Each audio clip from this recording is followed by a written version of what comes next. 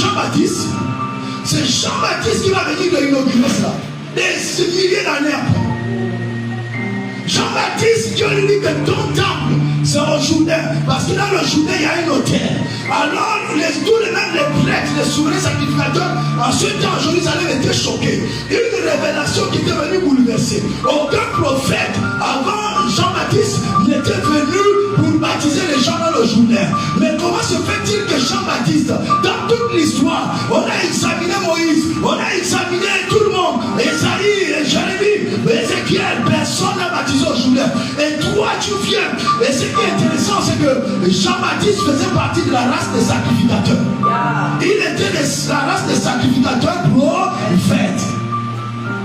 De même que Ézéchiel, de même que Jérémie, il y a une certaine catégorie de prophètes dans la Bible qui étaient proclamés de la lignée des sacrificateurs.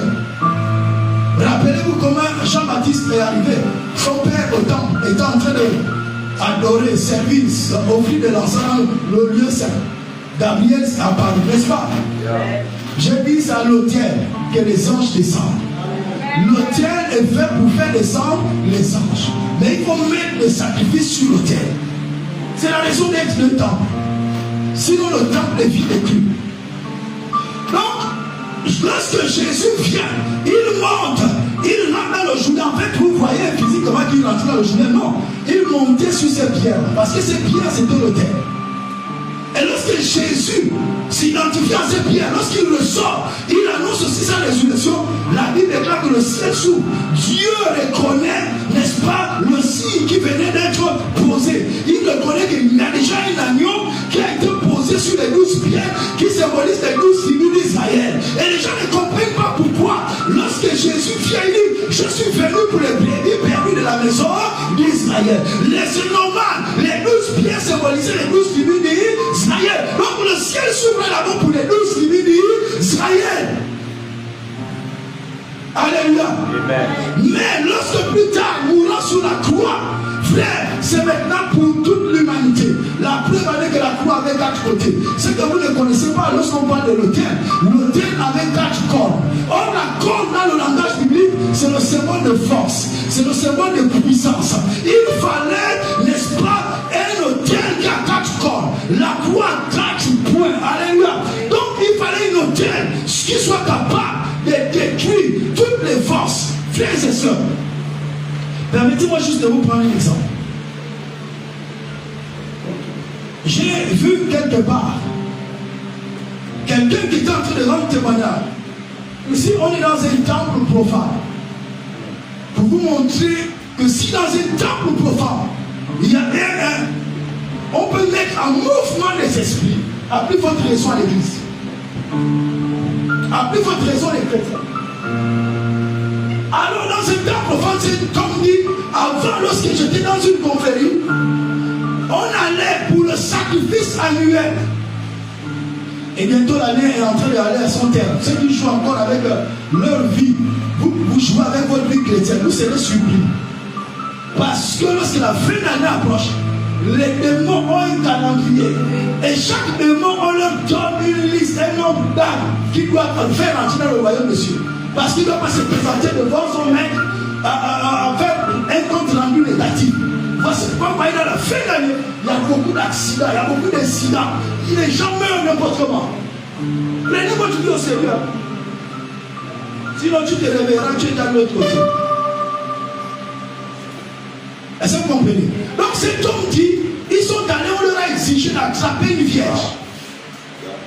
Une femme vierge. Ils ont circulé partout, ils ont vu une vierge, ils l'ont attrapée.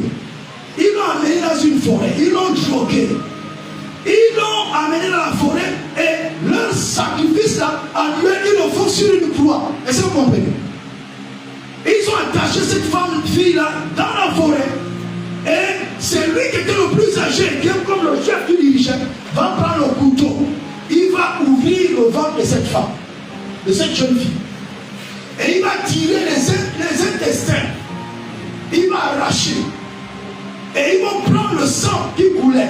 Ils vont prendre ce sang-là. Ils vont préparer ces intestins-là dans le sang. Et qu'est-ce qui va se passer? En temps, la fille s'est débattue, elle va mourir. C'était un sacrifice. Et lorsqu'ils vont finir de préparer dans le sang de l'enfant, qu'on venait de tuer, la Bible déclare qu'après manger, la Bible déclare que la terre s'est ouverte. Parce qu'il y a une offrande qui a été faite à une divinité. Et cette Dieu doit se présenter. Cette divinité doit se présenter. Alors, la terre s'est ouverte. Il y a eu comme une fumée, selon qui décrit. Une fumée noire est sortie. Et dans cette fumée, après, il y a eu quelque chose de rouge qui est apparu. Et une fois, a commencé à leur parler, à leur donner des ordres. Et c'est ce qu'il devait faire toute la nuit. Bon, avec tout un instant, dans un temple, les occultistes, les satanistes, si ils ont copié ce que Dieu a accompli, le diable ne craint rien. Il copie seulement ce que Dieu a fait, il fait coller, mais il le fait dans le mal. Est-ce que vous comprenez? A posteriori, dans le temple de Dieu, Christ est mort sur la croix. Lui-même, il avait épuisé ce temps. Et en 3 jours, je le rebâtirai.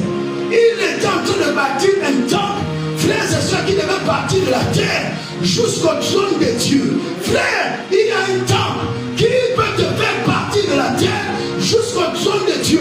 On sort de la dimension naturelle, on rentre dans la dimension spirituelle. On rentre dans le lieu saint jusque dans le lieu très saint. C'est là où notre chemin, le chemin que Christ est venu tracer. Vous pensez que lorsque Jésus dit dans Jean 14, je suis le chemin, vous pensez que c'est ils sont des paroles. Non, il a tracé un chemin.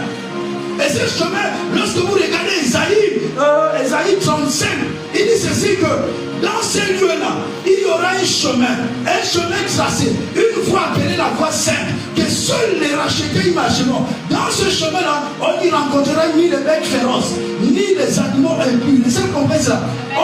Tu ne peux pas rencontrer le diable, les démons, les sorciers sur ce chemin-là. Ce n'est pas possible. Pourquoi? Parce que Christ, en mourant sur la croix, lorsqu'il a poussé son dernier cri, frères et sœurs, le sacrifice de Jésus est le plus puissant sacrifice qui détruit le pouvoir diabolique et satanique. La Bible déclare qu'à la croix, il a dépouillé les dominations des autorités et il leur a livré publiquement un spectacle en triomphant d'elle par la croix. Si vous regardez n'est-ce pas, dans ce passage de Colossiens chapitre 2, on ne cite même pas les occultistes et les sorciers. Parce que ceux-là, ils utilisent des esprits, des démons et toutes ces choses. C'est ce que vous comprenez. Donc on ne les cite même pas. Mais nous, on a prêché que les occultistes étaient comme puissants. Non, c'est parce que tu ne sais pas. Donc tu ne connais pas la source de ta puissance. Il y a un sacrifice que lui-même Dieu a posé. Il y a le sacrifice de Jésus. C'est le sacrifice de Jésus qui efface nos péchés. Par ses métissures, la Bible déclare qu'il s'est chargé de nos maladies. Tout ce qui minait l'homme sur la terre, Christ s'est chargé de cela. En mourant sur la croix, il a réglé le problème. Le problème a été réglé. J'ai dit le problème a été réglé. Le sang de Jésus ne marche plus dans la culpabilité. Ce n'est plus le temps. Lorsque tu viens dans le temple de Dieu, il y a une autel. Et sur cette autel, il y a un trône.